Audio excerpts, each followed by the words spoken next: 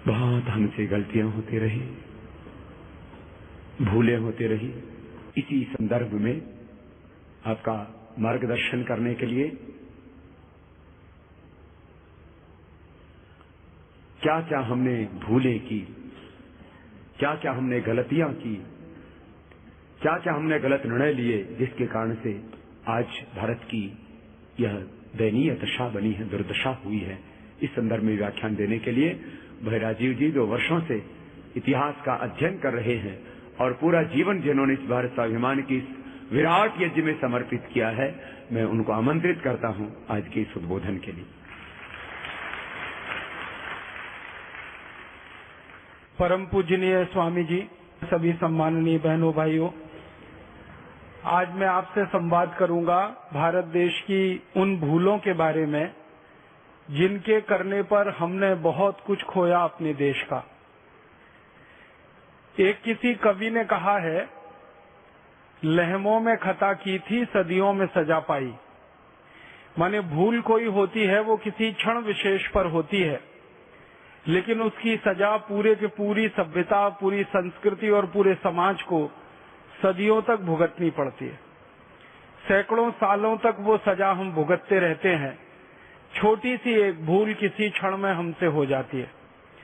तो भारत देश के इतिहास में आजादी के पिछले 63 वर्षों में क्या क्या ऐसी बड़ी भूलें हुई हैं जिनकी सजा हमारा पूरा समाज और देश अभी तक पा रहा है, और आजादी के पहले हमसे ऐसी क्या भूलें हुई हैं जिनकी सजा अभी तक हमारे देश और समाज को मिल रही है। ये दो हिस्सों में मेरे व्याख्यान को विभाजित करूंगा। व्याख्यान का प्रथम भाग होगा आजादी के बाद हमसे जो भूलें हुई पिछले 63 वर्षों में, और व्याख्यान का दूसरा और अंतिम हिस्सा होगा आजादी के पूर्व हमसे जो भूलें हुई।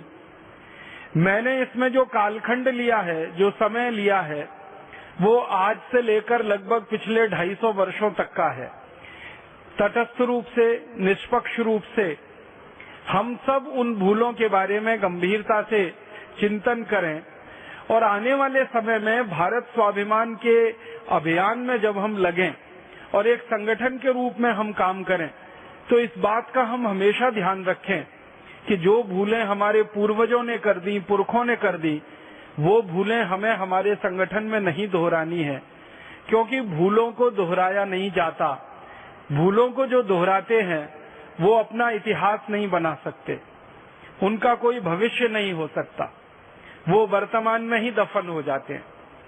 दुनिया में सबसे अच्छी सभ्यताएं वो मानी जाती है जो अपनी भूलों का सुधार करती चली जाती है, और दुनिया में वही सभ्यताएं जीवंत मानी जाती है जो अपनी भूलों का सुधार समय के अनुसार करती रहती हैं।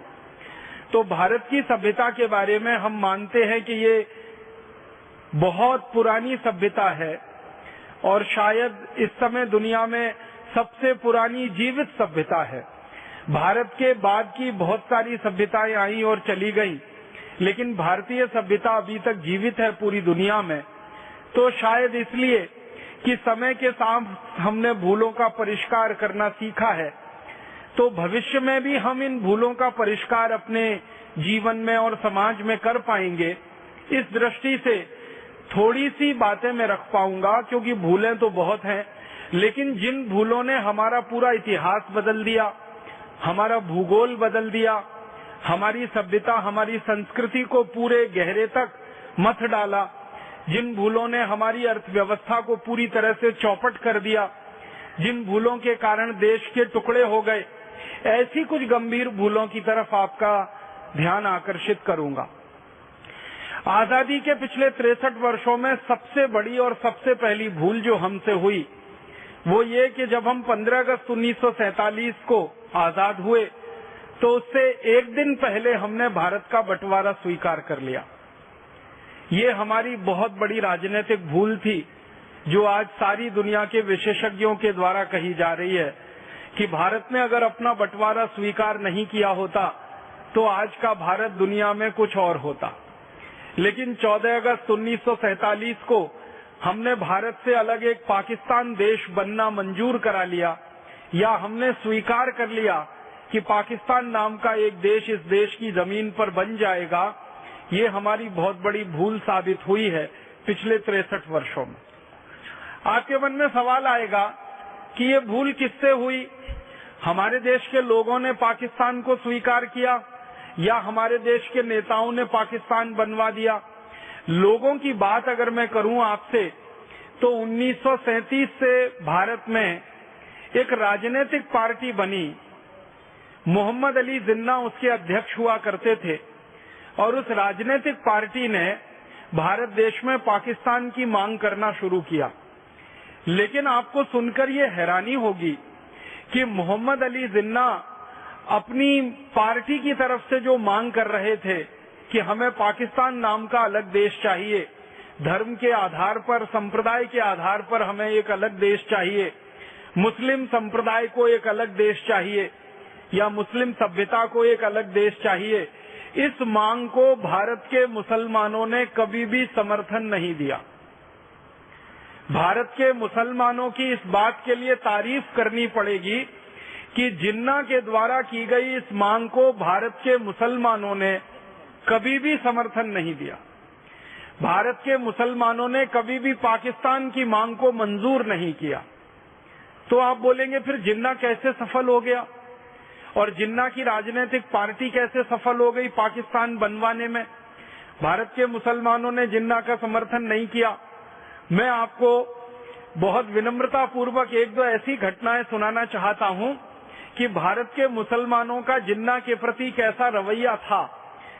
कई बार जिन्ना मुसलमानों के बीच में व्याख्यान देने जाता था और मुसलमानों को इस बात के लिए उकसाता था कि तुमको अलग पाकिस्तान लेना चाहिए, तुमको अलग देश बनाना चाहिए।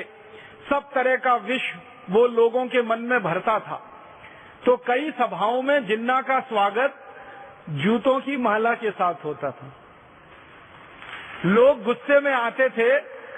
एक सभा में तो उसको, लाहौर की एक सभा थी जिसके बहुत सारे दस्तावेज उपलब्ध हैं, जिन्ना को जूतों की माला डाल दी लोगों ने गले में और कहा भाग जाओ यहां से, हमें पाकिस्तान नहीं चाहिए, हमें तो इसी भारत में रहना है, हमें अलग देश नहीं चाहिए, क्योंकि अलग देश होकर हमारा अस्तित्व खतरे में पड़ जाएगा।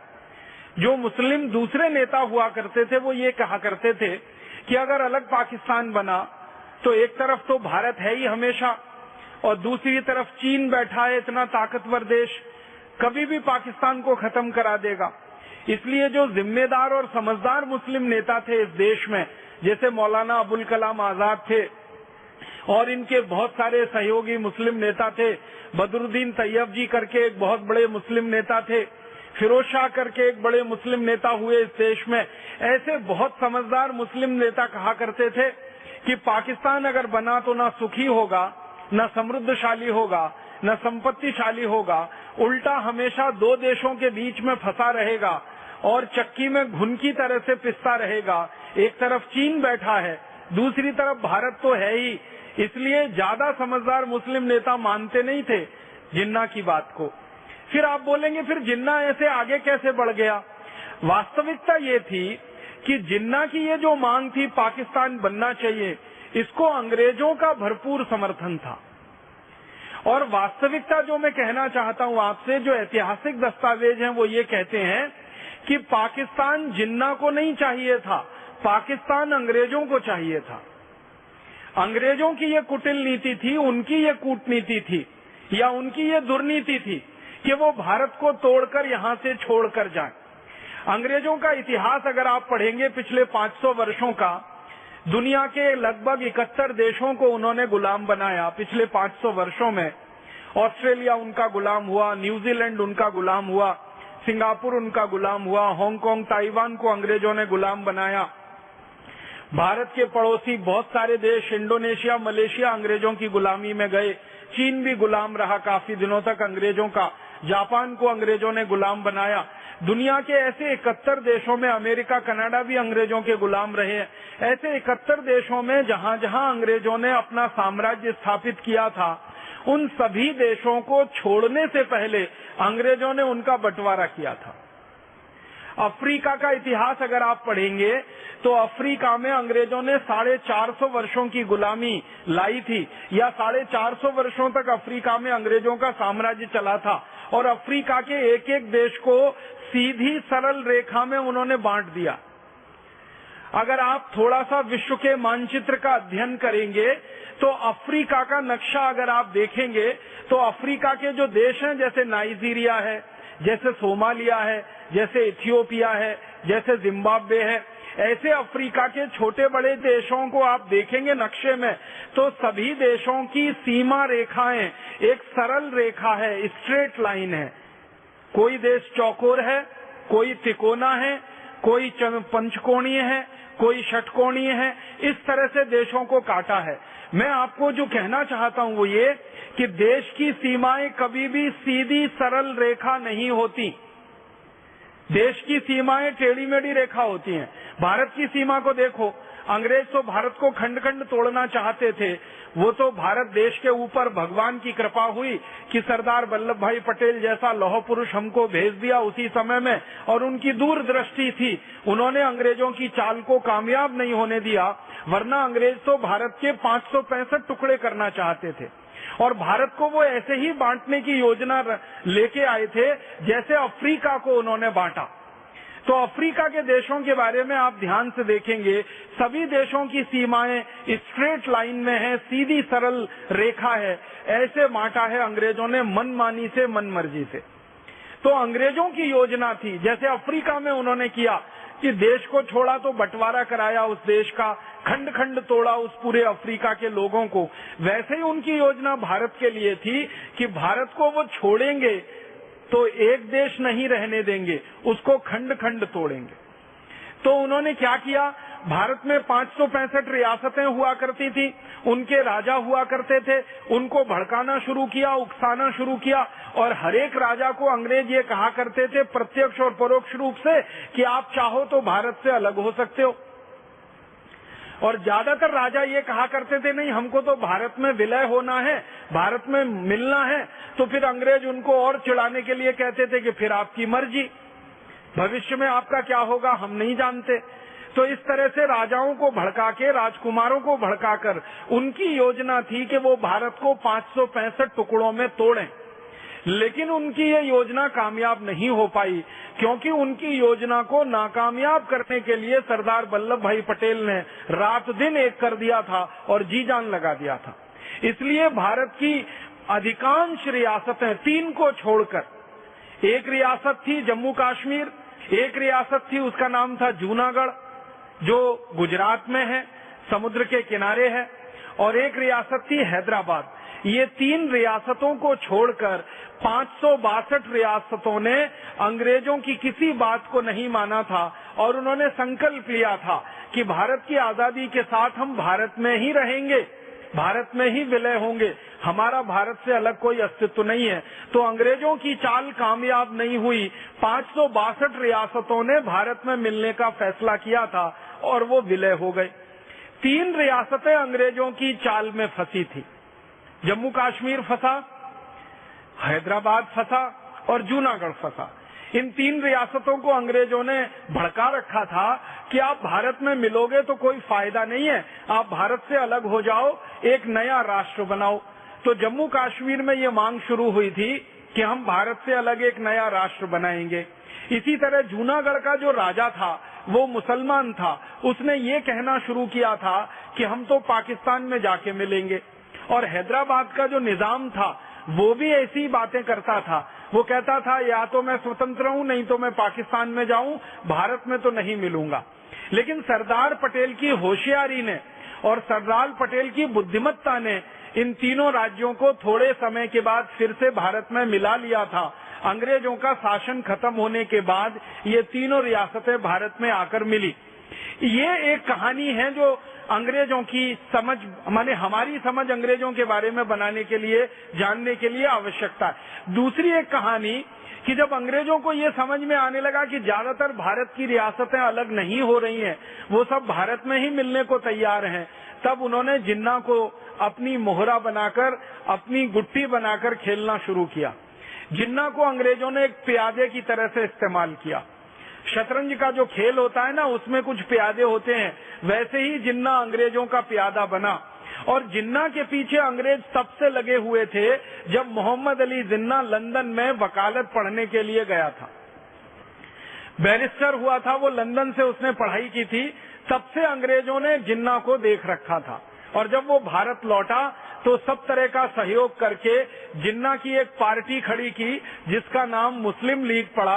ये मुस्लिम लीग को बनाने के लिए सारा पैसा अंग्रेजों ने दिया जिन्ना को, और न सिर्फ पैसा दिया बल्कि अंग्रेजों ने अपने अखबारों में मुस्लिम लीग के बारे में चर्चा और बखान करवाना शुरू किया। अंग्रेजों के जो अखबार निकला करते थे इस भारत देश में, जिन्ना की पार्टी के बारे में खूब बड़ी बड़ी खबरें छपती थी। छोटा सा कोई कार्यक्रम जिन्ना की पार्टी करे तो अंग्रेजों के अखबार में मुख्य पृष्ठ पर उसका समाचार छपता था। और इस तरह से जिन्ना को हवा भरी अंग्रेजों ने, और धीरे धीरे तैयार किया कि तुम तो अलग देश मांगो पाकिस्तान, भारत में रहने की तुम्हें कोई जरूरत नहीं है। और इस तरह से जिन्ना ने पाकिस्तान की मांग करना शुरू किया। लेकिन भला हो भारत के मुसलमानों का, उन्होंने जिन्ना का समर्थन नहीं किया। फिर धीरे धीरे अंग्रेजों ने कुछ मुसलमानों को, बंगाल के कुछ मुसलमानों को और खासकर बिहार के कुछ मुसलमानों को जो जिन्ना के साथ थे, पैसे देकर, फंड देकर, रिश्वत देकर, लालच देकर, घूस देकर तैयार करवाना शुरू किया कि तुम भी पाकिस्तान मांगो। तो बंगाल में एक नेता निकल आया, उसका नाम था सोहरावर्दी, और वो जिन्ना के साथ मिलके एक दूसरा नेता बना जिसने कहा मुझे पाकिस्तान चाहिए, हमें पाकिस्तान चाहिए, हमें संप्रदाय के आधार पर बंटवारा चाहिए।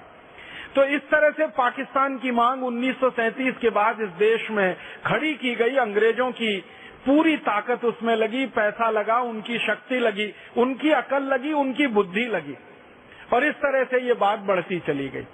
बाद में क्या हुआ, 1942 में अंग्रेजों ने दूसरे विश्व युद्ध में, जब उनकी बहुत बुरी हालत हो गई, दूसरा विश्व युद्ध 1939 से शुरू हो गया था और जर्मनी ने अंग्रेजों की कमर तोड़ दी थी। उस समय जर्मनी का जो हिटलर था उसने अंग्रेजों को इतना मारा था, इतना पीटा था कि हाल खराब हो गया था इनका। बम गिराए थे इतने पूरे इंग्लैंड पर कि लाखों लोग मर गए थे, और यूरोप के और देश जो अंग्रेजों को मदद कर रहे थे वो भी पिट गए थे। तो अंग्रेजों की 1942 तक हालत बहुत खराब हो गई।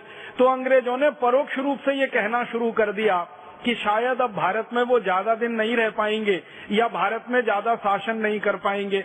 और 1945 में जब दूसरा विश्व युद्ध खत्म हो गया और अंग्रेजों की अर्थव्यवस्था पूरी तरह से ध्वस्त हो गई, तब तो अंग्रेजों ने खुलकर कहना शुरू कर दिया कि अब भारत छोड़कर वो चले जाएंगे।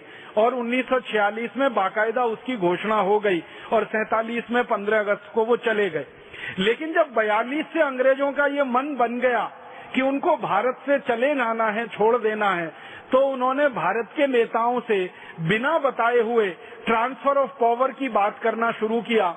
और उन नेताओं में बहुत महत्वपूर्ण उनके लिए जिन्ना था, और जिन्ना को फिर से उन्होंने यही बात समझाना कि अलग पाकिस्तान ले लो, अलग देश ले लो, तुम प्रधानमंत्री हो जाओगे, तुम ऐसे हो जाओगे, और ये सब चलना हो गया और आगे ये बढ़ता चला गया। अंत में ये हुआ, महात्मा गांधी एक बड़े नेता थे उस समय आजादी के आंदोलन के, उन्होंने एक संकल्प ले रखा था, वो ये कि भारत का बंटवारा होगा नहीं किसी भी कीमत पर। और महात्मा गांधी ने पूरे देश में ये ऐलान कर दिया था कि भारत बटेगा नहीं, भारत एक रहेगा, अखंड रहेगा।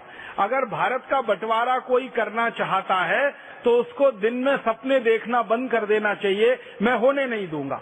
और एक दिन तो इतनी कठोर बात कही उन्होंने कि भारत का बंटवारा बाद में होगा, पहले मैं मरूंगा और मेरी लाश पे भारत का बंटवारा होगा। तो गांधी जी ने ये ऐलान कर रखा था। और आपको शायद मालूम है ये बात कि भारत के करोड़ों नागरिक गांधी जी के साथ थे, तो करोड़ों लोग भी गांधी जी के संकल्प के साथ थे, हिंदू हो, मुसलमान हो, सब लोग गांधी जी के साथ कहते थे कि हमें भी भारत का बंटवारा नहीं कराना है। तो माउंटबेटन नाम का एक आदमी भेजा गया इंग्लैंड से, और उसको इसलिए भेजा गया कि वो जाकर भारत का बंटवारा कराने में मदद करे। और माउंटबेटन को भारत में अंग्रेजों का आखिरी वॉयसराय माना जाता है, आखिरी गवर्नर जनरल माना जाता है। उसने आके जो गोटियां बिछाई उसके आधार पर भारत के बंटवारे की पृष्ठभूमि तैयार हुई। उसने क्या किया, जिन्ना को और ज्यादा राजनीतिक महत्वाकांक्षा से प्रेरित करा के एकदम से पक्का खड़ा कर दिया कि हमको तो पाकिस्तान ही चाहिए। तो बातचीत शुरू हुई और उस बातचीत में जो अंदर के दस्तावेज हैं, जो मैं आज आपसे कहना चाहता हूं, वो ये कि जिन्ना एक बार महात्मा गांधी से मिलने गया। महात्मा गांधी ने जिन्ना को पूछा, भाई तुमको क्या चाहिए? कि पाकिस्तान चाहिए। क्यों चाहिए? मुझे प्रधानमंत्री होने का है, अलग मुसलमानों का देश बनाने का है। तो महात्मा गांधी ने कहा कि भारत के मुसलमान तो चाहते नहीं कि अलग पाकिस्तान बने, वो तो तुम्हारे साथ है नहीं। तो जिन्ना ने कहा कि नहीं, मेरे साथ बहुत मुसलमान है। तो गांधी जी ने कहा कि देश में एक जनमत संग्रह करा लो। तो जिन्ना उस बात से पीछे हट गया। फिर गांधी जी ने बड़े प्रेम से समझाते हुए कहा कि तुमको प्रधानमंत्री ही होना है ना, तो भारत के हो जाओ, इसमें क्या बुराई है, लेकिन देश तो एक रहे, देश तो नहीं टूटे। तो जिन्ना तुरंत तैयार हो गया और गांधी जी को लगा कि इसकी यही कमजोरी है कि ये प्रधानमंत्री होना है इसको। अब जिन्ना ने जब ये मान लिया कि मैं प्रधानमंत्री हो जाऊं, तो उसने कहा फिर भारत नहीं बंटवारा मुझे करना, फिर भारत को नहीं तोड़ना, माने प्रधानमंत्री पद चाहिए। अब जिन्ना के सामने जो व्यक्ति थे प्रधानमंत्री पद के उम्मीदवार, वो थे पंडित जवाहरलाल नेहरू। और उन्होंने एक ऐसी कड़वी बात कह दी जिसमें सारे देश की दिशा बदल गई।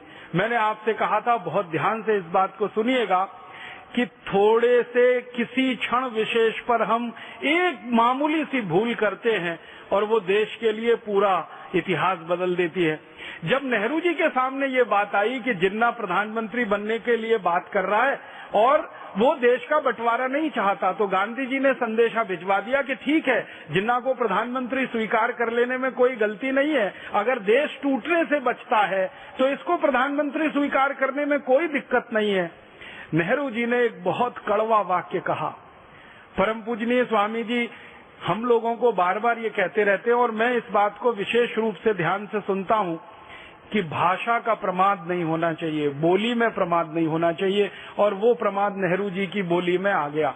नेहरू जी ने पब्लिक एक स्टेटमेंट कर दिया, पूरे देश की जनता के सामने उनका बयान आ गया कि मैं मोहम्मद अली जिन्ना को अपने कैबिनेट के मंत्रिमंडल के चपरासी के रूप में भी नहीं देख सकता। पंडित जवाहरलाल नेहरू ने ये कह दिया कि मैं मोहम्मद अली जिन्ना को अपने मंत्रिमंडल के चपरासी के रूप में भी नहीं देख सकता। माने सीधी सी बात है कि मैं उनको अपने मंत्रिमंडल का चपरासी नहीं बना सकता, प्रधानमंत्री बनाना तो बहुत दूर की बात है। और ये बात जिन्ना के दिल में तीर की तरह से चुभ गई और जिन्ना ने फिर कहा कि अब तो मैं पाकिस्तान बना के ही रहूंगा, चाहे जो हो जाए। और यही अंग्रेज चाहते थे। अंग्रेजों ने फिर उस मौके को लपक लिया और जिन्ना को थोड़ी और हवा दी और थोड़ा भड़का दिया और फिर उसने मारकाट शुरू करा दी। एक डायरेक्ट एक्शन प्लान शुरू हुआ था बंगाल में और जिन्ना के मुस्लिम लीग पार्टी के जो सदस्य हुआ करते थे उन्होंने तलवारें निकालकर हिंदुओं का कत्लेआम शुरू कर दिया था बंगाल में। और इस बयान के बाद सारी स्थिति और परिस्थिति बदल गई। महात्मा गांधी बहुत कोशिश करते रहे कि किसी तरह से बात बन जाए, लेकिन वो बात नहीं बनी और जिन्ना उसके बाद फिर माना नहीं और गांधी जी को मिलने भी नहीं आया। फिर उसने कहा कि पंडित जवाहरलाल नेहरू कहते हैं कि मैं उनके मंत्रिमंडल का चपरासी बनने लायक नहीं हूँ, तब तो सवाल ही नहीं उठता, अब तो मैं नया देश बना के ही रखूंगा और उसका प्रधानमंत्री बन के दिखाऊंगा। अच्छा, जिन्ना का जो एक डॉक्टर था जो उसका इलाज करता था, उस डॉक्टर ने कोई सूचनाएं लोगों को भिजवाई थी और कांग्रेस के कई बड़े नेताओं को ये जानकारी दी थी कि ये जिन्ना ज्यादा दिन का मेहमान नहीं है, इसको बोन टीबी हो गई है, ये 2-4-6 महीने जिंदा रहेगा, उसके बाद मर जाएगा, इसको प्रधानमंत्री अगर बनाना है तो बन लेने दो, देश तो एक रहेगा, बंटवारा नहीं होगा। लेकिन किसी ने उस डॉक्टर की बात पे ध्यान नहीं दिया और अंत में फिर वो हुआ। अंग्रेज तो तैयार बैठे थे, तो अंग्रेजों ने अपनी संसद में एक कानून पास कर दिया जिसका नाम था इंडियन इंडिपेंडेंस एक्ट। और इस कानून की परिभाषा में ये तय किया गया कि इस कानून के पास होते ही भारत के 2 हिस्से हो जाएंगे, एक भारत रहेगा, दूसरा पाकिस्तान हो जाएगा। पाकिस्तान कहां कहां हो जाएगा उसकी सीमा तय कर दी अंग्रेजों ने, और भारत कहां कहां रहेगा उसकी सीमा तय कर दी अंग्रेजों ने, और इस तरह से ये बंटवारा हो गया। और आपको इतिहास की एक सच्चाई बताना चाहता हूं जो दर्द देती है दिल में, वो ये कि पाकिस्तान मिलने के थोड़े महीने के बाद ही जिन्ना मर गया, सच में मर गया, और वो टीबी से मर गया, उसको बोन टीबी थी। तो बार बार उसके डॉक्टर की बात याद आती है कि उसका डॉक्टर ये कहा करता था कि ये 5-6 महीने का मेहमान है, इसको बन लेने दो प्रधानमंत्री, बाकी तो फिर पूरा देश हमारा ही है। लेकिन किसी ने उस डॉक्टर की बात को गंभीरता से नहीं लिया। अगर ले लिया होता तो भारत की ये ऐतिहासिक गलती हमसे नहीं हुई होती, और पाकिस्तान नाम का देश अलग नहीं हुआ होता, और ये भारत एक अखंड देश रहता। अब उसके बाद क्या हुआ कि जिन्ना तो मर गया, और मरने के बाद फिर पाकिस्तान का जो हाल हुआ वो आपकी आंखों के सामने है। उसमें मैं विस्तार में नहीं जाना चाहता, क्योंकि पाकिस्तान के आंतरिक मामले में मैं दखल नहीं देना चाहता। लेकिन जितना मामला भारत से जुड़ा हुआ है वो ये है। अब इस मामले का अंतिम जो वो निकला सच बन के सामने कि बंटवारा हुआ भारत पाकिस्तान, तो मुसलमानों को पाकिस्तान जाना है और हिंदुओं को पाकिस्तान से भारत आना है। बहुत सारे मुसलमानों ने पाकिस्तान जाने से मना कर दिया, और बहुत सारे हिंदुओं ने पाकिस्तान से भारत में आने को मना कर दिया। तो फिर मारकाट शुरू हुई, और सारी दुनिया का इतिहास इस बात का गवाह है कि एक देश के 2 टुकड़े हुए तो इतने लाख लोगों की मारकाट कभी किसी देश में नहीं हुई जो भारत में हुई। भारत और पाकिस्तान के बनने पर लाखों लोगों का कत्लेआम हुआ है, उसके सही आंकड़े नहीं मिलते। पाकिस्तान के आने वाले और भारत से पाकिस्तान जाने वाले लाखों लोगों का कत्लेआम हुआ, लाखों माँ बहन बेटियों की इज्जत लूटी गई, लाखों छोटे छोटे बच्चों का कत्लेआम किया गया। उस जमाने के दस्तावेज को पढ़ते हैं तो आंखों में आंसू आते हैं।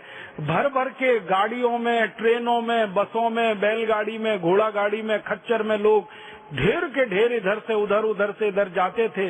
किसी को अपना घर छोड़ना पड़े, संपत्ति छोड़नी पड़े, अपनी सभ्यता अपनी संस्कृति छोड़नी पड़े, और उजड़कर दूसरी जगह जाकर रहना पड़े, इसका दर्द वही बता सकता है जिसका उजाड़ हुआ है घर। और भारत में ऐसे लाखों परिवार हैं, शायद मैं कहूं तो अब कुछ करोड़ परिवार ऐसे होंगे जो उजड़कर पाकिस्तान से भारत में आए, और सब कुछ उन्होंने वहां छोड़ा था, कुछ नहीं ला पाए, और यहाँ लाकर शून्य से उन्होंने अपना जीवन शुरू किया, और आज भगवान की कृपा से वो शिखर तक भी पहुंचे। प्रणाम है उनकी मेहनत को, वंदन है उनकी मेहनत को कि पाकिस्तान से उजड़कर आए, कुछ हाथ में नहीं था, अकेले आए। किसी की पत्नी छूट गई वहां पर, किसी का पिता छूट गया, किसी की बेटी छूट गई, किसी की बहन छूट गई, किसी की माँ छूट गई, किसी का कुछ छूटा, किसी का कुछ छूटा, और किसी तरह से मारते पीटते भागते भूगते यहाँ आकर उन्होंने कहीं कहीं आशियाने बनाए, और आशियाने बनाकर भारत देश को और अपनी इस मातृभूमि को उन्होंने मान लिया कि अब यही हमारी मातृभूमि है, यही कर्म भूमि है, और उसकी सेवा में लग गए। और भगवान ने भी उनको उनकी मेहनत का फल दिया कि आज वो काफी अच्छे व्यवस्थित हैं। लेकिन ये बंटवारे का दर्द उनके दिल में जो टीस मारता रहता है, ये शायद कब जाएगा मालूम नहीं है। ये हमारी एक बहुत बड़ी ऐतिहासिक भूल थी। कुर्सी के एक पद के लिए, प्रधानमंत्री पद के लिए ऐसा सत्ता का समझौता नहीं हो सका जो सबको समावेश कर सके, और उसी में ये सारा खेल खेल लिया, और अंग्रेजों ने आग में घी डाल दिया। उनका तो पहले से मन था कि पाकिस्तान को बनवाना ही है, और ये हमारे देश में एक बड़ा उन्होंने विष का बीज बो दिया। अब ये विष का बीज ऐसा हमारे लिए मुश्किल बन गया है, गले की फांस बन गया है, न निगलते बनता है न उगलते बनता है। अब वो जो 3 राज्य भारत में मिलने को तैयार नहीं थे, जम्मू कश्मीर, एक था जूनागढ़ और एक था हैदराबाद, तो बंटवारा हो गया। भारत की सरकार भारत में बन गई, पाकिस्तान की सरकार पाकिस्तान में बन गई। तब सरदार पटेल ने कोशिश की कि ये जो 3 राज्य हैं, इन तीनों राज्यों को भारत में मिलाने के लिए प्रयास किया जाए। तो जूनागढ़ राज्य को उन्होंने मिला लिया, बाद में हैदराबाद भी भारत में मिल गया, क्योंकि सरदार पटेल ने दोनों राजाओं को ये कहा था कि तुम पाकिस्तान जाना चाहते हो तो चले जाओ, तुम्हारा राज्य पाकिस्तान नहीं जाएगा, क्योंकि तुम्हारी जनता की इसके लिए अनुमति नहीं है। हैदराबाद रियासत में सरदार वल्लभ भाई पटेल ने एक आंतरिक सर्वेक्षण कराया था क्योंकि वो भारत के गृह मंत्री बन चुके थे। उन्होंने एक आंतरिक सर्वेक्षण ये कराया था कि हैदराबाद रियासत में रहने वाले लोगों से पूछो वो क्या चाहते हैं। तो पता चला 97% लोगों ने ये कहा कि हम तो भारत में ही रहना चाहते हैं, हमारा पाकिस्तान से कोई लेना देना नहीं है। तो सरदार वल्लभ भाई पटेल को हौसला बढ़ा, उत्साह बढ़ा और उन्होंने हैदराबाद के निजाम को कहा कि तुमको जाना है तो चले जाओ, ये राज्य तो भारत में ही रहेगा, क्योंकि यहाँ के नागरिकों का कहना है कि हम भारत में रहना चाहते हैं। और हैदराबाद का निजाम फिर तैयार नहीं हुआ तो एक दिन सरदार पटेल ने उनको संकेत में एक धमकी दी थी कि निजाम ये समझ लेना कि मैंने मेरे हाथों में चूड़ियां नहीं पहन रखी है, जब तक मैं तुम्हें झेल रहा हूं तब तक झेल रहा हूं। जिस दिन मेरे को ऐसा लगा कि अब सीमा खत्म हो गई है झेलने की, तो 2-4 घंटे ही लगेंगे, भारत की एयरफोर्स के जवान, भारत की सेना के जवान तुम्हारे हैदराबाद में उतरेंगे और एक झटके में पूरा हैदराबाद भारत में मिल जाएगा। और उसके समानांतर हैदराबाद रियासत में एक संग्राम चल रहा था, पूरी रियासत को भारत में मिलाओ, नागरिकों की तरफ से एक आंदोलन चल रहा था। और इस आंदोलन में बहुत बड़ी भूमिका थी आर्य समाज के नेताओं की। आर्य समाज के नेता पूरे हैदराबाद रियासत में उस समय सक्रिय थे और भारत के कुछ समाजवादी नेता जैसे श्री राम मनोहर लोहिया और उनकी एक बड़ी फौज, ये सब इस बात के लिए सक्रिय थे कि हैदराबाद को भारत में मिलाना है। तो हैदराबाद रियासत के गांव-गांव में ये नेता घूम घूम कर प्रचार कर रहे थे और जनता को समझा रहे थे कि आपको पाकिस्तान नहीं जाना है, भारत में रहना है। तो उसका फल मिला था, उस प्रचार का बहुत बड़ा फल मिला था। जनता ने ये फैसला कर लिया था कि हम तो भारत में ही रहेंगे। तो निजाम एक दिन फिर भाग गया भारत छोड़कर और भारत में पूरा हैदराबाद राज्य मिला लिया गया। और इसी तरह से जूनागढ़ का हुआ, जूनागढ़ का भी सारा का सारा राज्य इसी तरह से भारत में मिलाया गया। अंत में जम्मू कश्मीर का मामला आया और जम्मू कश्मीर के मामले में हुआ ये था कि जम्मू कश्मीर के महाराजा थे हरि सिंह, उनके दिल में अंग्रेजों ने ये जोत जला दी, अलग देश बनाना, अलग राष्ट्र बनाना, बफर स्टेट बनाना, और वो इसी का गाना गाते रहते थे। और अंग्रेजों को मन में था कि ये जम्मू कश्मीर तो अलग हो ही जाए जैसे पाकिस्तान अलग हुआ, और अंग्रेज उस आग में घी डाल रहे थे। उसी समय पाकिस्तान ने जम्मू कश्मीर पर हमला कर दिया और जैसे ही जम्मू कश्मीर पर हमला हुआ तो महाराजा हरि सिंह के हाथ पांव फूल गए। उनके पास पूरी सेना नहीं थी जो पाकिस्तान के हमले का सामना कर सके। और महाराजा हरि सिंह को ये दिख गया कि अब तो पाकिस्तान की सेना जम्मू तक पहुंचने वाली है, अब ज्यादा दूर नहीं है, और अब तो ये श्रीनगर भी गया, जम्मू भी गया, सब कुछ गया। तो उनके दिल में था कि एक स्वतंत्र राष्ट्र बनेगा, अब तो लगा कि ये पाकिस्तानी राष्ट्र बन जाएगा। तो अंत में उन्होंने हथियार डाले और सरदार वल्लभ भाई पटेल के पास अपने प्रधानमंत्री को भेजा और कहा कि अब आप हमें बचाओ। तो सरदार वल्लभ भाई पटेल ने मुस्कुराते हुए कहा कि हम क्यों बचाएं आपको, क्यों बचाएं? जम्मू कश्मीर तो भारत का अंग है नहीं, और आप तो कहते हो कि हम स्वतंत्र देश बनाएंगे, तो अपना स्वतंत्र देश बना लो, हम आपको क्यों बचाएं? तो जो प्रधानमंत्री था महाराजा हरि सिंह का बहुत होशियार, बहुत चतुर व्यक्ति था, उसने कहा कि इस समय बहस करने का समय नहीं है, बाद में हम तय कर लेंगे, लेकिन ये पाकिस्तानियों से तो हमें बचाना है अपने राज्य को। तो सरदार पटेल ने कहा कि मैं मेरी सेना भेज सकता हूं और पाकिस्तानियों को हमारी सेना गाजर मूली की तरह से काट देगी, लेकिन एक शर्त है। तो शर्त क्या है? शर्त यह है कि आप बिना किसी शर्त के भारत में मिलने का फैसला करो और ऐलान करो कि भारत में आपका पूरा राज्य का विलय होगा। उसी कंडीशन पे भारत की सेना आपको बचाने के लिए आएगी, क्योंकि तकनीकी रूप से जब तक आप भारत देश से जुड़ते नहीं है तब तक भारत की सेना आपकी रक्षा क्यों करेगी?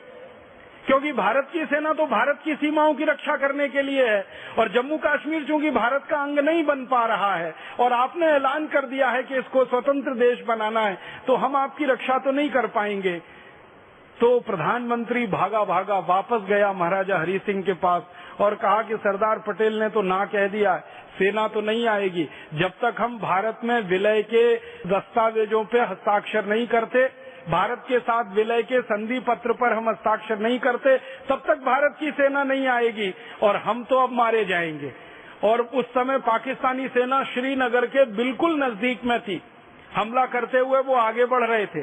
कबायली लोग पाकिस्तानी सेना में भरपूर मदद कर रहे थे। तो महाराजा हरि सिंह ने फिर दस्तावेज पर हस्ताक्षर किए।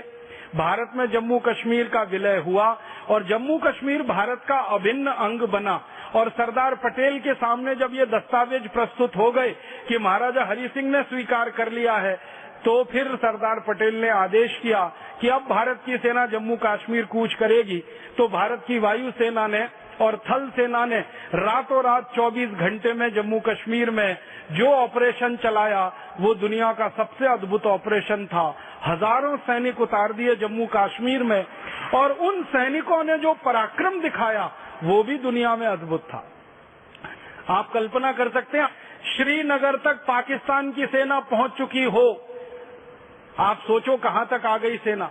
वहां तक पाकिस्तान की सेना पहुंच चुकी हो, तब भारत की सेना ने एंट्री की थी, प्रवेश किया था और प्रवेश करते करते गाजर मूली की तरह से पाकिस्तानियों को काट दिया था। और पाकिस्तानी फिर उल्टे पैर भागे वहां से और भागते भागते भारत की सेना ने जब उनका पीछा किया तो पाकिस्तानी सीमा तक भारत की सेना पहुंच गई और पाकिस्तानी सीमा का एक बड़ा हिस्सा भारत की सेना के कब्जे में आ गया। और भारत की सेना के कब्जे में आ गया तब भारत के सैनिक इतने उत्साह से भरे हुए थे, इतने जोश से भरे हुए थे कि भारत के प्रधानमंत्री को वो बार बार कह रहे थे कि आप कुछ करना मत, बस थोड़ी मोहलत और दे दो, लाहौर और कराची अब हमारे हाथ में आने वाला है, ये ज्यादा दूर नहीं है। लेकिन उसी समय फिर हमसे एक भूल हो गई और उस भूल की चर्चा मुझे करनी है। वो भूल क्या हो गई?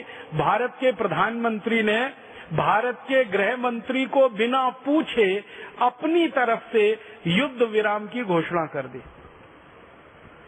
युद्ध विराम का नियम है कि जब युद्ध विराम की घोषणा की जाती है तो कैबिनेट की मीटिंग बुलानी पड़ती है और उस मीटिंग में बात रखनी पड़ती है और पूरी कैबिनेट उस पर सही माने और मंत्रिमंडल का सबका हाँ हो जाए तब प्रधानमंत्री उसकी घोषणा कर सकता है। लेकिन प्रधानमंत्री महोदय ने ना तो कैबिनेट की मीटिंग बुलाई, ना उनकी सहमति ली, उन्होंने अपने मन से घोषणा कर दी। और वो घोषणा भी उन्होंने ऐसे नहीं कि लोगों के सामने, रेडियो पे जाके कर दी। दिल्ली का ऑल इंडिया रेडियो स्टेशन है, वहां गए और जाकर घोषणा कर दी और अपनी तरफ से दुनिया भर को ये कह दिया कि हम संयुक्त राष्ट्र संघ की मध्यस्थता में इस जम्मू कश्मीर के मामले को हल करेंगे। माने संयुक्त राष्ट्र महासंघ आए और हमारे और पाकिस्तान के बीच में चौधरी बनकर बैठे और इसका फैसला वो ये करे कि जम्मू कश्मीर भारत में रहेगा कि पाकिस्तान में रहेगा। जब पहले से ही जम्मू कश्मीर के महाराजा ने ये बोल दिया था, हस्ताक्षर कर दिए थे, दस्तावेज उसके मौजूद हैं कि वो तो भारत में विलय कर चुके हैं, तो भारत के प्रधानमंत्री को ये कहने का कोई बात नहीं बनती कि भारत के और पाकिस्तान के बीच में जम्मू कश्मीर को हम एक डिस्प्यूटेड एरिया मानते हैं, विवादित क्षेत्र मानते हैं और इसका फैसला संयुक्त राष्ट्र महासंघ में होगा। बस वहीं से ये एक छोटा सा बयान हमारे गले की फांस बन गया और हड्डी बन गया। अब पाकिस्तान बार बार इसी को कहता रहता है कि भारत ने तो बोला है जम्मू कश्मीर डिस्प्यूटेड एरिया है, विवादित क्षेत्र है और भारत ने तो बोला है कि इसका फैसला संयुक्त राष्ट्र महासभा के द्वारा होगा। तो संयुक्त राष्ट्र महासभा के लोग आए, जम्मू कश्मीर में रहें, भारत की सेना वहां से हटाई जाए, पाकिस्तान की सेना भी वहां ना रहे और जम्मू कश्मीर में एक जनमत संग्रह कराया जाए और वो जनमत संग्रह के आधार पर जो तय हो उससे तय किया जाए कि जम्मू कश्मीर भारत में रहेगा कि पाकिस्तान में रहेगा। अब तकनीकी बात जो मैं कह रहा हूं कि वो पहले विलय हो चुका था जम्मू कश्मीर का, तो ये प्रश्न ही नहीं उठना चाहिए था। लेकिन वो एक बड़ी भूल हो गई और उसी भूल ने जम्मू कश्मीर को विवादित क्षेत्र अंतर्राष्ट्रीय दुनिया में बना रखा है। भले हमारे लिए जम्मू कश्मीर भारत का अंग है, लेकिन संयुक्त राष्ट्र महासभा के लिए जम्मू कश्मीर एक विवादित क्षेत्र है और विवादित क्षेत्र में चौधरियों को घुसने का, दखल करने का अधिकार है। तो जम्मू कश्मीर के मामले में संयुक्त राष्ट्र को भी दखल करने का अधिकार है और वहीं से ये सारा मामला खिचड़ी बन गया, खटाई में पड़ गया। अच्छा खासा पूरा जम्मू कश्मीर वहां के महाराजा ने दस्तावेजों पर हस्ताक्षर करके भारत के साथ विलय कराया, लेकिन प्रधानमंत्री महोदय के एक छोटे से बयान ने सारे मामले को बिगाड़ दिया। अब ये मामला संयुक्त राष्ट्र महासंघ में है। संयुक्त राष्ट्र महासंघ में आप जानते हैं अमेरिका दादा है, जो अमेरिका चाहता है वहाँ वही होता है, जो अमेरिका चाहता है वहाँ के लोग वही करते हैं। और अमेरिका कभी नहीं चाहता कि ये जम्मू कश्मीर का मामला सुलझ जाए, क्योंकि वो ये मानता है अमेरिका कि भविष्य में जम्मू कश्मीर कभी अमेरिका की मदद करने के लिए आएगा, इसलिए इसको विवादित ही रहने दो, क्योंकि विवादित क्षेत्र में घुसने के लिए रास्ता खुल जाता है। अमेरिका को क्या इंटरेस्ट है जम्मू कश्मीर में? अमेरिका की ये रणनीति है कि भविष्य में कभी भी चीन के साथ युद्ध लड़ना पड़ा तो जम्मू कश्मीर अमेरिका के सैनिकों के लिए शरण स्थली बन सकता है। भविष्य में चीन के खिलाफ अमेरिका को हवाई हमला करना पड़ा तो अमेरिका से हवाई जहाज आकर चीन पर हमला तो नहीं कर सकते, क्योंकि इतना पेट्रोल उनमें नहीं चल पाएगा कि अमेरिका से उड़ान भरें और चीन पे आकर हमला करें। अमेरिका के हवाई जहाजों को उड़कर पहले उतरना पड़ेगा भारत के किसी इलाके में जो चीन के नजदीक है, फिर दोबारा उसमें ईंधन भरा जाएगा, तब जाकर वो हमला कर पाएंगे। तो अमेरिका को दिखाई देता है जम्मू कश्मीर बहुत सुरक्षित है, चीन की सीमा वहां से लगती है, तो भविष्य में कभी चीन से युद्ध लड़ना पड़ा अमेरिका को तो जम्मू कश्मीर अमेरिका के लिए एयर बेस का काम करेगा। और ये एयर बेस तभी तक काम करेगा जब तक जम्मू कश्मीर विवादित है, इसलिए अमेरिका इस मामले को हल होने ही देना नहीं चाहता। संयुक्त राष्ट्र महासभा में जब जब ये विषय आया, जब जब ये बहस हुई, अमेरिका ने वीटो लगाकर इसको फंसाया और इसको हल नहीं होने दिया, और आज तक ये हल नहीं हो पा रहा है। और ये हल नहीं हो पा रहा है तो उसका अंतिम दुष्परिणाम क्या हो रहा है कि जम्मू कश्मीर पर पाकिस्तान अपना हक जमाता है और जम्मू कश्मीर की जनता कहती है कि हम भारत में रहेंगे। आप बोलेंगे जम्मू कश्मीर की जनता क्यों कहती है भारत में रहेंगे? इतनी बार जम्मू कश्मीर में चुनाव हो चुके हैं और इतनी बार भारत की पार्टियों को लोगों ने वोट दे दिया है और इतनी बार वहां भारत के नेताओं की सरकारें बन चुकी हैं। इससे बड़ा प्रमाण और सबूत क्या चाहिए कि जम्मू कश्मीर की जनता भारत में ही रहना चाहती है? लेकिन जम्मू कश्मीर के कुछ नेता जो अमेरिका से पैसा पाते हैं, जिनको पाकिस्तान से धन आता है, वो अलग राग अलापते रहते हैं और उन्होंने कुछ संगठन बना रखे हैं और उन संगठनों की मदद से गाहे बगाहे वो एक शगुफा छोड़ते रहते हैं और उनका एक ही शगुफा है, प्लेबिसाइट होना चाहिए, जनमत संग्रह होना चाहिए। अब मैं मानता हूं कि वोट की राजनीति से बड़ा जनमत संग्रह और कौन सा होता है। और आपने देखा है कि एक चुनी हुई सरकार वहां पर है, उसके पहले भी वोट हुए हैं और उसके पहले भी चुनी हुई सरकार बन चुकी है। तो सारी दुनिया को ये नहीं दिखाई देता कि वहां चुनी हुई सरकारें बन रही हैं और वोट की ताकत पर बन रही हैं। उनको तो वो जनमत संग्रह वाली बात, प्लेबिसाइट वाली बात दिखाई देती है, जो गलती से पंडित जवाहरलाल नेहरू के मुंह से निकल गई और हमारे लिए फांस बन गई, गले की हड्डी बन गई। अब इसी को आधार लेके आतंकवाद चल गया है, इसी को आधार लेकर आतंकवादी गतिविधि चल रही है और उन आतंकवादी गतिविधियों से एक इलाका है जो पूरी तरह से प्रभावित है और वो इतनी बुरी तरह से प्रभावित है कि वहां रहने वाले मूल निवासियों को अपने घर छोड़कर, द्वार छोड़कर, संपत्ति छोड़कर भागकर कहीं दूसरी जगह शरणार्थी के रूप में रहना पड़ रहा है। ये भारत में ही हो रहा है, दुनिया के शायद किसी दूसरे देश में इसका उदाहरण नहीं मिलेगा। अपने ही देश के मालिक, अपने ही देश के राजा, अपनी ही संपत्ति और सभ्यता के मालिक अपनी सब संपत्ति, सभ्यता, संस्कृति को छोड़कर कहीं शरणार्थी की तरह से जीवन बिता रहे हैं। मैं तो जम्मू में गया हूँ, दिल्ली में गया हूँ, मैंने वो इलाका देखा है जहाँ जम्मू कश्मीर से निष्कासित पंडित, जम्मू कश्मीर के पंडित बहुत दर्द भरी जिंदगी बिता रहे हैं। उनकी पीढ़ियां गुमनामी में खो रही हैं, उनकी सभ्यता, उनकी संस्कृति गुमनामी में खो रही है। ये सबसे बड़ा दर्द हमारे देश को मिला। आजादी के पिछले 63 वर्षों में छोटी छोटी कुछ भूलों ने इतना बड़ा हमको सजा दे दिया है। इसलिए आपको क्या करना है, आपको क्या सीखना है? मेरा आपसे विनम्र निवेदन है, जो इस पूरी दुर्घटना से हमें सीखना है वो ये कि कभी भी हम प्रमाद न करें और ऐसी भाषा और ऐसी बोली का इस्तेमाल कभी न कर दे कि भविष्य में हमारा एक छोटा सा वाक्य भारत स्वाभिमान के पूरे काम के लिए मुश्किल बन जाए। इस पूरी दुर्घटना से जो सीख लेने की जरूरत है। और दूसरा, उन्माद में आकर, आवेश में आकर, जोश में आकर, होश को खोकर कुछ ऐसा न कर बैठे जो भविष्य के भारत के लिए खतरा बन जाए। इस भूल से हमें यही जानना और सीखना है। एक और भूल के बारे में आपसे चर्चा करना चाहता हूं, जो थोड़े दिन बाद हुई। पाकिस्तान को हमने हरा दिया, जम्मू कश्मीर को आजाद करा लिया, भारत का अंग भी बन गया। उसके बाद फिर पाकिस्तान ने दुस्साहस किया और आप जानते हैं 1965 में हमला किया। 1965 के पाकिस्तानी हमले के पहले 1962 में चीन का भी हमला हुआ और चीन के हमले में हमसे एक बड़ी भारी भूल हुई।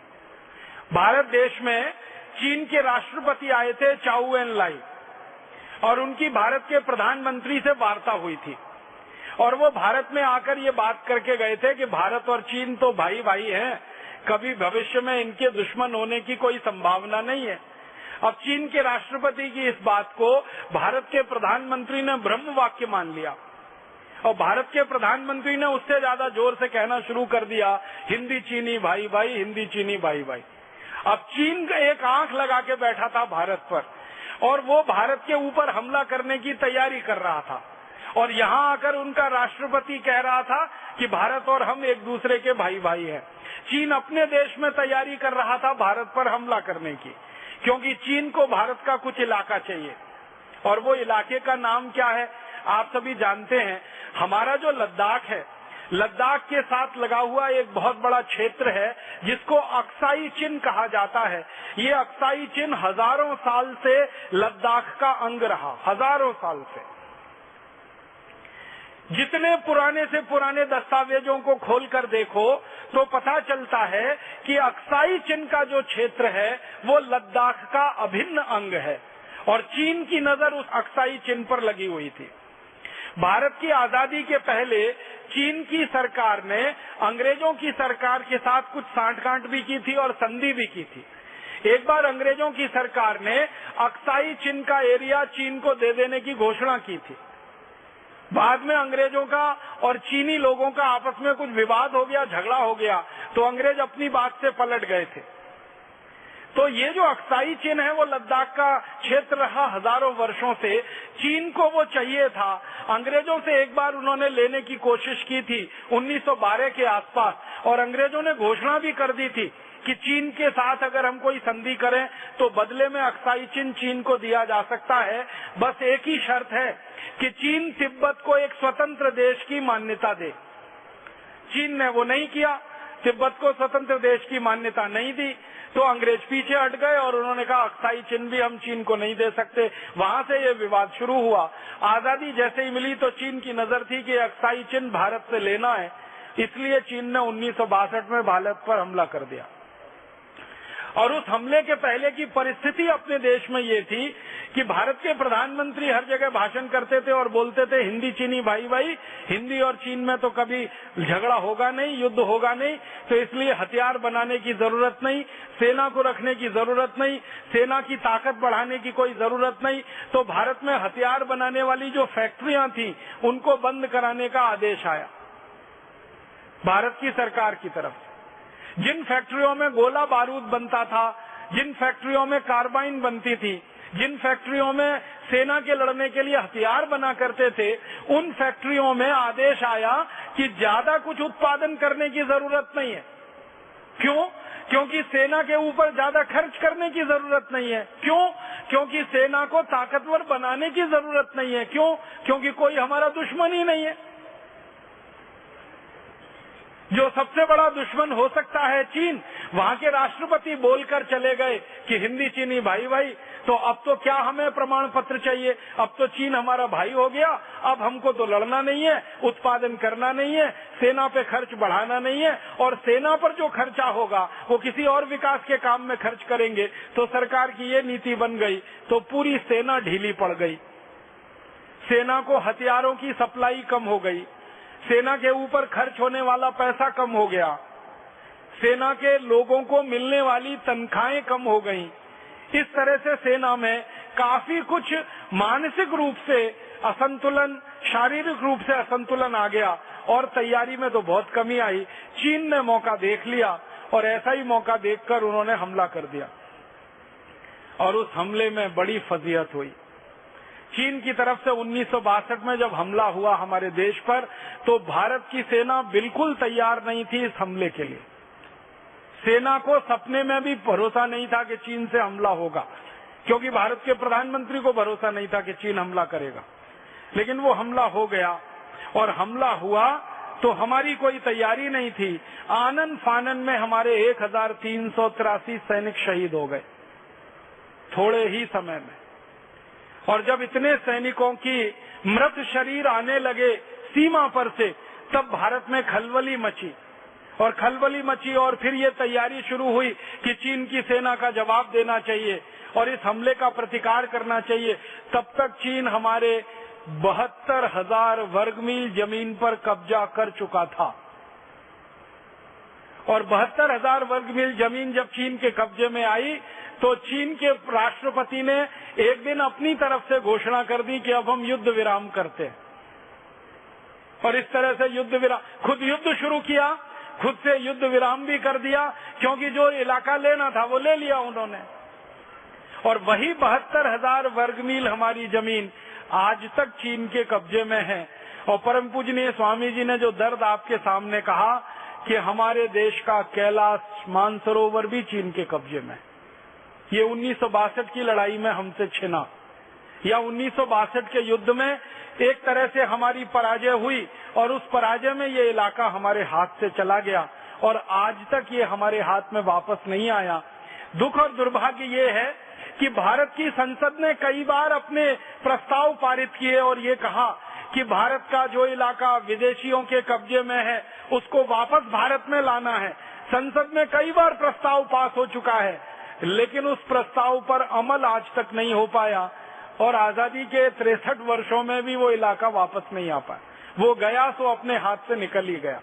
और उसके बाद चीन ने एक नया शिगुफा खड़ा कर दिया कि अक्साई चीन का कुछ एरिया तो उसने हमसे छीन ही लिया, जिसमें कैलाश मानसरोवर जैसा क्षेत्र चला गया। हमारे देश का जो अरुणाचल प्रदेश है, जिसको कभी एक जमाने में अंग्रेजों की भाषा में नेफा कहा जाता था, नॉर्थ ईस्ट का जो इलाका है, उत्तरी पूर्व का जो इलाका है अरुणाचल, अब चीन कहता है कि ये भी हमारा है। और अरुणाचल प्रदेश में एक क्षेत्र है जिसको तवांग कहते हैं। चीन पता नहीं कहां से झूठे सच्चे दस्तावेज प्रस्तुत करता है दुनिया के सामने और कहता है कि ये तवांग तो हमारा है, ये कभी तिब्बत का अंग रहा है और तिब्बत इस समय चीन के कब्जे में है, इसलिए तवांग चीन का होना चाहिए। और इसलिए अरुणाचल प्रदेश में जब भी भारत के प्रधानमंत्री जाएं या भारत के राष्ट्रपति जाएं, तो चीन के राष्ट्रपति की तरफ से एक बयान आ जाता है कि ये हमारा क्षेत्र है। भारत के प्रधानमंत्री वहां क्यों जा रहे हैं? ये हमारा क्षेत्र है, भारत के राष्ट्रपति क्यों जा रहे हैं?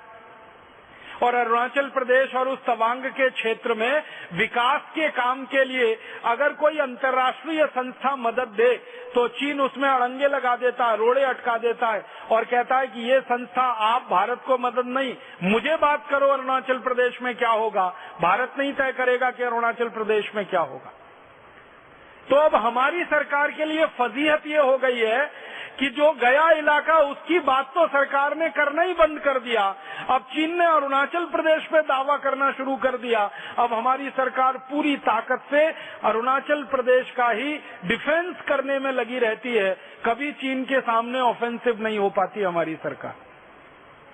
कितना चालाक देश है चीन, जो इलाका लेना था वो ले लिया युद्ध करके, और भारत की सेना की पराजय हो गई और हमारे देश की सेना की तैयारी नहीं थी इसलिए पराजय हो गई। अगर तैयारी होती तो शायद नहीं होती पराजय, तो वो चला गया। अब नया इलाका भी लेना है, उसके लिए दबाव बनाना उसने शुरू कर दिया है।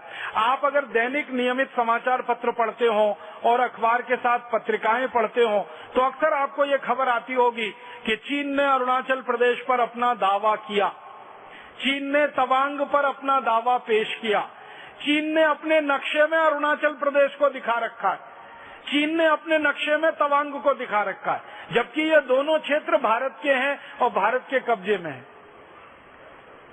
तो वहां एक छोटी सी गलती हुई हमसे कि सेना की तैयारी नहीं हो पाई, और सेना की तैयारी इसलिए नहीं हो पाई कि चीन हमारा भाई है। हमको पता नहीं कि दुनिया में जो देश होते हैं ना, उनके संबंध एक जैसे और स्थिर कभी नहीं होते। हर देश के संबंध उस देश की राजनीतिक परिस्थिति के हिसाब से घटते बढ़ते हैं या बदलते रहते हैं।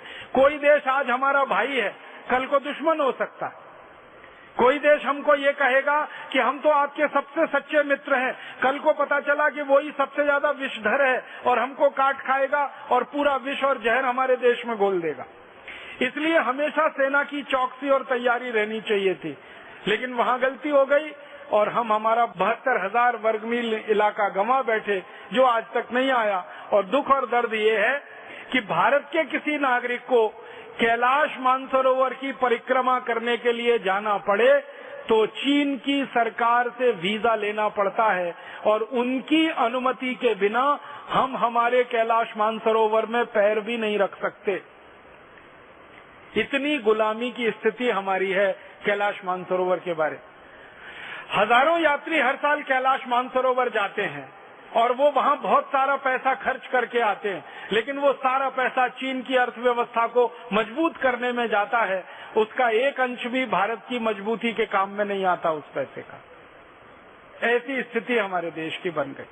तो फिर से एक छोटी सी भूल हुई और इतनी बड़ी सजा हमने पाई कि हजारों वर्ग मील हमारा इलाका चला गया, हमारा पवित्र तीर्थ स्थान चला गया, और हमारे देश के लोगों का मनोबल टूटा और सेना का मनोबल टूटा, वो अलग।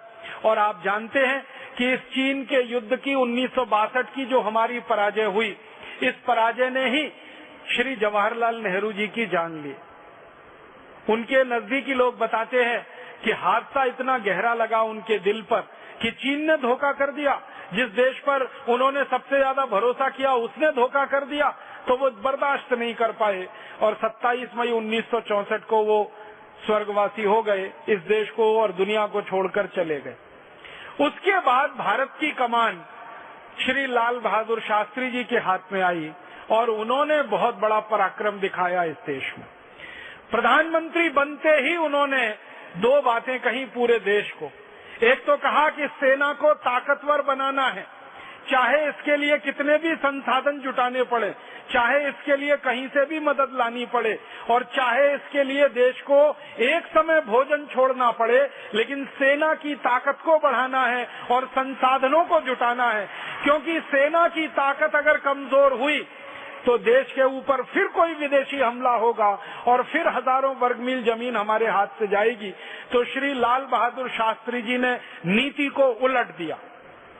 शास्त्री जी के पहले की सरकार की नीति थी सेना पे खर्चा नहीं करना, युद्ध के सामान का उत्पादन नहीं करना, हथियार नहीं बनाने। अब शास्त्री जी ने उलट दिया कि सेना के ऊपर ही सबसे ज्यादा खर्चा करना है और युद्ध के हथियारों के ऊपर खर्चा बढ़ाना है, और जो कारखाने बंद कराए गए हैं उनको फिर से उत्पादन में लगाना है। तो पूरे बजट का लगभग 25% हिस्सा उन्होंने सेना के लिए आवंटित किया।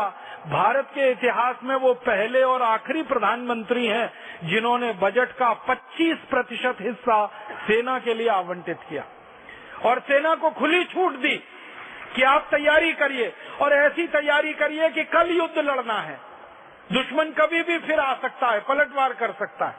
तो सेना में चाक चौबंदी शुरू हुई, सेना में हथियार बनना शुरू हुए, ताकत बढ़ी। और शास्त्री जी ने ये जो नारा लगाया था ना, वो खाली नारा नहीं था, जय जवान, जवानों की जय होनी ही चाहिए, इसके लिए उन्होंने करके दिखा दिया। ताकत बढ़ी, सेना में सब काम फिर अच्छे से शुरू हो गए और सेना की ताकत बढ़ते बढ़ते इतनी बढ़ गई कि 1965 में फिर पाकिस्तान का हमला हुआ, आप सभी जानते हैं। और पाकिस्तान इस गलत फहमी में था कि भारत की सरकार की नीति ऐसी है कि सेना की मदद कम करो, पैसे कम खर्च करो। तो पाकिस्तान इस गलत फहमी में था कि इस समय भारत पर हमला करेंगे तो जम्मू कश्मीर को ले लेंगे हम, क्योंकि भारत की सेना कमजोर है, क्योंकि चीन से पराजित हो चुकी है, क्योंकि चीन से हार चुकी है। तो पाकिस्तान ने 1965 में, माने चीन युद्ध खत्म होने के लगभग 2-2.5 वर्षों में ही पाकिस्तान का हमला फिर हो गया।